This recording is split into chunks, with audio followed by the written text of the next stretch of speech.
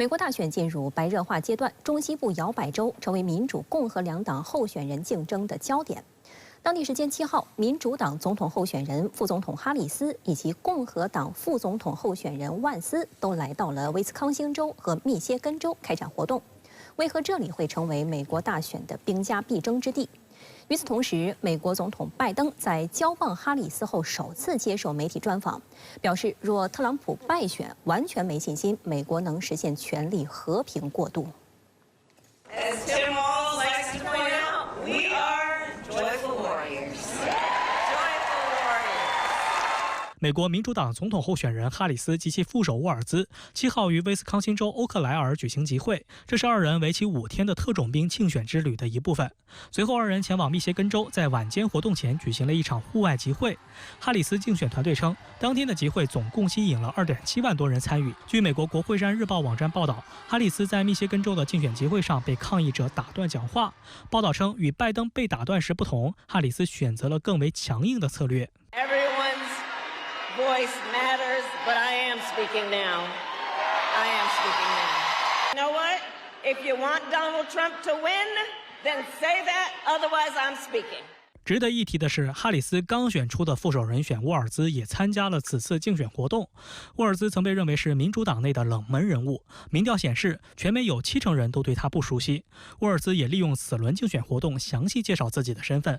沃尔兹是明尼苏达州州长，该州传统上是民主党的票仓，同时临近威斯康星州、密歇根州和宾夕法尼亚州等关键摇摆州。加上沃尔兹是中西部农村家庭出身，在明尼苏达州担任州长期间，常常与农民打成一片。哈里斯竞选团队预计沃尔兹将在整个中西部地区受到欢迎。与美国前总统共和党总统候选人特朗普的竞选搭档万斯相似，沃尔兹和他的成长经历有不少共同点：家庭并不富裕，打工、参军、从政。美媒认为沃尔兹能很好地与万斯打擂台，因为其机智的反应、乐观的性格，这能让他在与共和党对手特朗普和万斯竞争时，不会因过分苛刻而冒犯到温和派或摇摆选民。同时，沃尔兹擅长用通俗易懂的方式解释政策，万斯的攻击方式往往缺乏重点，而且还多次翻车，产生负面效应。不过，有分析指出，沃尔兹未必能提高民主党的赢面，因为副手人选很少能对选举结果产生可衡量的影响。深圳卫视注意到，哈里斯和沃尔兹在密歇根州的竞选活动选在了底特律进行。底特律是美国五大湖地区的重要经济体，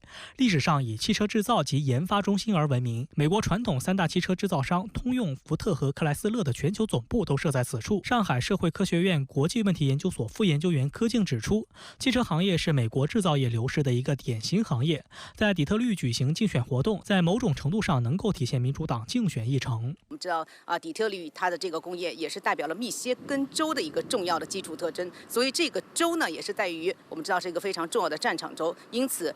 底特律包括这个州本身的话，也是对于两党的候选人来说也是非常重要的一个州。密歇根州位于美国铁锈带上，2016年特朗普以微弱优势赢下密歇根州，扭转了该州向来支持民主党的态势。但4年后，拜登以50.6%的得票率重新拿回该州。对于哈里斯以及特朗普阵营而言，密歇根州将是决定选举结果的几个关键州之一。7号当天，共和党副总统候选人万斯首先访问了密歇根州，然后前往邻近的威斯康星州。万斯在一个停机坪上还偶遇了哈里斯和沃尔兹一行，他上前打量了哈里斯的专机空军2号，并放出狠话。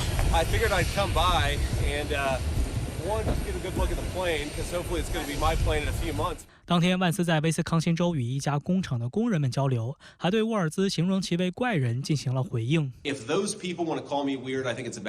对于民主党和共和党如此雷同的竞选行程，美媒形容十分不同寻常。威斯康星州和密歇根州是美国大选中十分关键的2个摇摆州，且都位于美国中西部地区，也是拜登赢得2020年大选的关键地点之一。柯静分析，两党候选人在几个摇摆州的民调非常接近，选情也十分焦灼。美国总统竞选基本上都是围绕摇摆州展开的，候选人会在摇摆州投入压倒性的资源。因此，一方面从客观上面来说，其实他这个竞选行程当中有一些重合，有一些类似的话，也是非常自然的事情。那么另外一方面的话，我们也知道，就是说共和党这样的一种做法呢，其实也是可能也是希望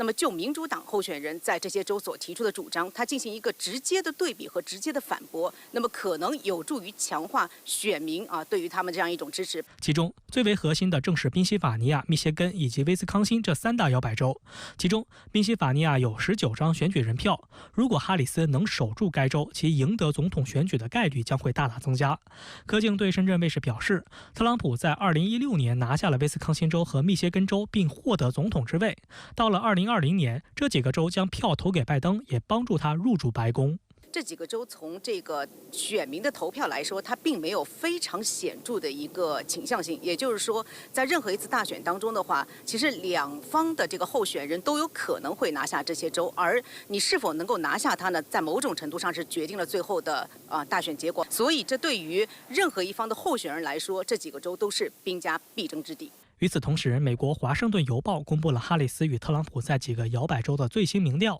数据显示，虽然在宾夕法尼亚州、威斯康星州和密歇根州这3州两人呈现持平拉锯的状态，但特朗普在亚利桑那州、内华达州和北卡罗来纳州则明确领先。目前整体来看，特朗普在关键州仍具有优势。另一方面，据美国哥伦比亚广播公司7号报道，美国总统拜登在接受采访时表示，如果前总统特朗普此次败选，他完全没有信心美国能在2025年1月实现权力的和平交接。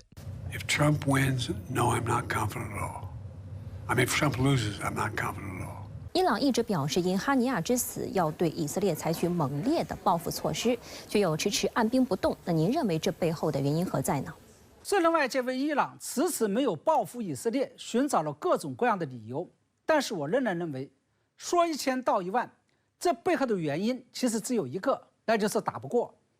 而一旦动手打了，却又打不过，将会给伊朗带来这么3大严重的后果。其一是，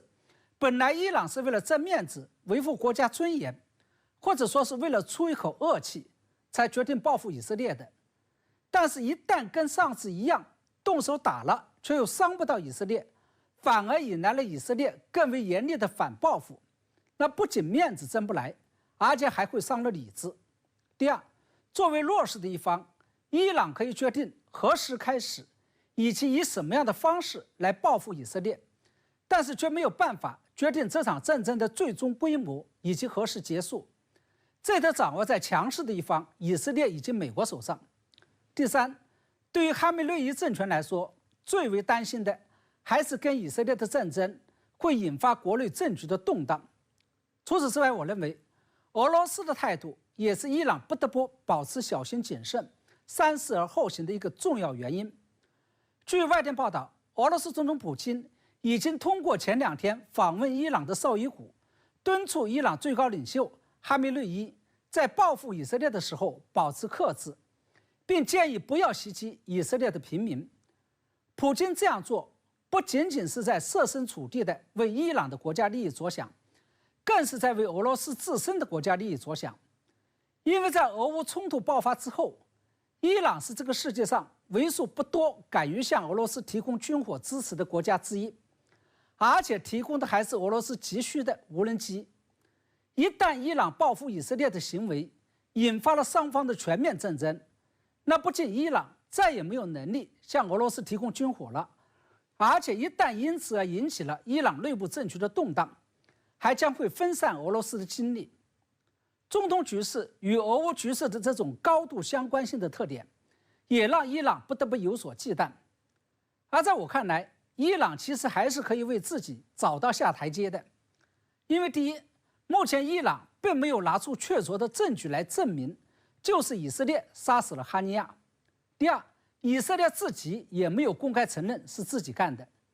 第三，种种迹象似乎显示出，以色列并没有像外界传说的那样，在自己本土发射导弹杀死了哈尼亚，而是通过特工在哈尼亚卧室内放置炸弹来完成的。假如这一信息最终得到了确认的话，那也就意味着这件事情的性质并不是一场侵略战争，而只是一场间谍战。